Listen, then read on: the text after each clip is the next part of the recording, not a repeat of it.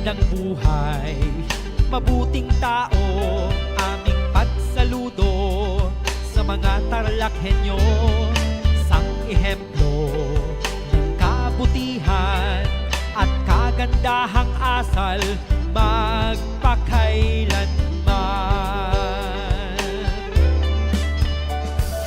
Ipamana ang kabutihan, ang legasiyang marapat at marangal, maging inspirasyon sa araw-araw, buwarang isip, salita't gawang tunay.